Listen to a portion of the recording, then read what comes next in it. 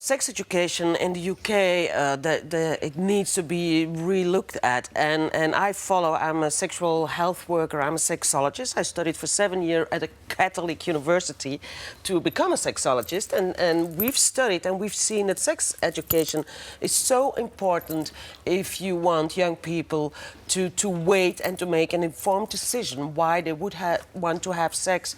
What we've noticed, and internationally, is that the more sex education you give, the later they will start to have sex.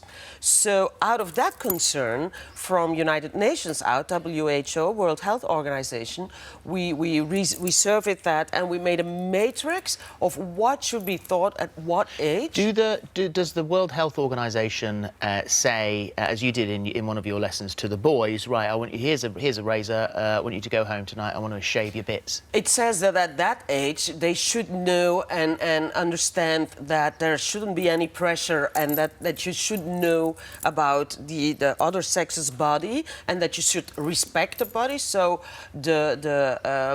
what you say about the razors, we had after weeks, it was so clear that those boys were very negative about girls' pubic hair. And the girls were suffering from it, and they've told them often over and over and over again, we cannot shave it every day because it is, as you may know, it's unhealthy. You put yourself in a higher risk of attracting STD if you shave every day. But the boys insisted, no. They even said literally, if I have a girlfriend who has even little stubbles, I break up immediately because it's gross. So we said, you know what, you experience what it is if you have to do it every day. And after 1 week, you should have seen the result. They were really like, OK, it's OK if there's... It is not the role of the state to start telling young women to take a mirror into their bedroom and do whatever, or young boys to go with a shaving kit to their bedroom and do whatever. If I was a parent in a school like that, I would be absolutely enraged, and I'd have everybody in front of the relevant court or the social services department.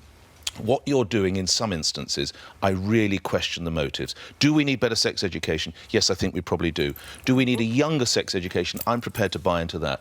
But I can see no other reason than the things that Phillip and Holly have just outlined, than it gets you headlines. And I really think it's damaging. Show me how it's helped a single child. Point to how it's helped any of those young women up in Lancashire. Well, I don't know whether you've seen the documentary. I have not seen it. I've read about it. I've read some research on it. Because obviously you haven't seen, because you see a very, very clear positive attitude.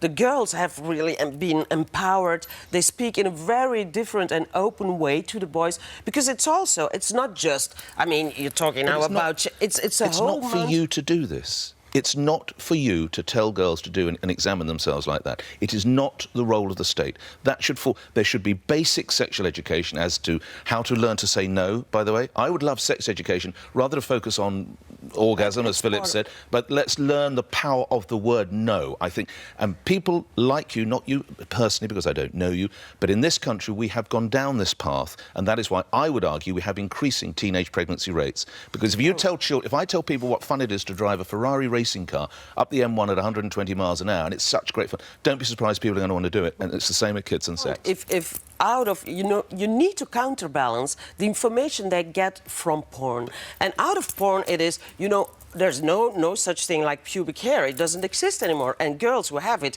they're really disgusting and gross. And that's the way they speak about these girls. And they're putting a lot of pressure. But what about the pressure with those boys sitting in that classroom? Let's pick our words carefully. But they say one of them is dating one of those girls. And then you say, well, you know what they were doing in class. I want you to lose it all. Then there's the pressure is exerted on that girl. Can I also ask you about one of the other things that you do? You encourage them to write their own sort of sexual stories and stand up in class and read them out loud.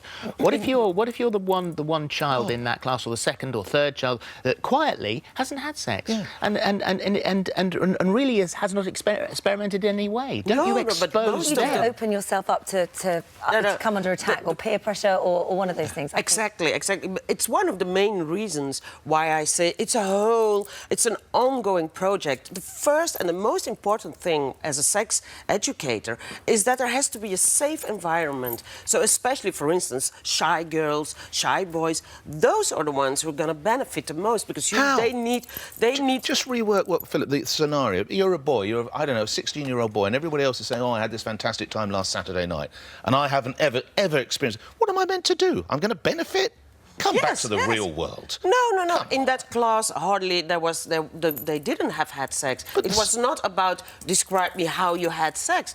The thing they had to write, we were discussing what have you seen in porn and it's counterbalancing the information from porn. So the thing was, write what is for So you're you. encouraging people to view porn? If you ask them to write their idealistic situation, how does it work? And it's so nice to see, because these boys, they're really cute and nice, and they want to please their How old are they? partners. So they're really nice. How old and are they? sweet. 16 and 17. Okay. And in the end, and they're really like romantic, and we're caressing, and it's a lot. Most of the lessons are about consent. How can you define consent? What are the criteria? How old? That's Can I a just- part of that's it as important. No, well. that's Can I- But of course, that's not a part they show here, but we've had that discussion a We've lot. got a prop on the table here, so what age is this intended for? Sex education, the you could female show body this- parts. How old? You can show this in primary school. What age? Youngest? What- How young? I don't know, 7? 6 and 7. Yeah. 6 and 7. Because they are very curious. We know all that young people at that age are very curious about their body. And if you look at the matrix... Do they have to be shown something like that? I mean, It's not necessary. Children forever have discovered their own bodies. Yeah. They haven't needed a I would prefer cushion. to show them this thing instead of real-life models. I mean, but you know that they play doctors and nurses, so they will go and have a look. So if they're curious, it's better for you to show this. Or you have nice cartoons showing things and teaching, because you have to be clear, because, as you say, they will teach and educate themselves from very doubtful sources and unreliable sources.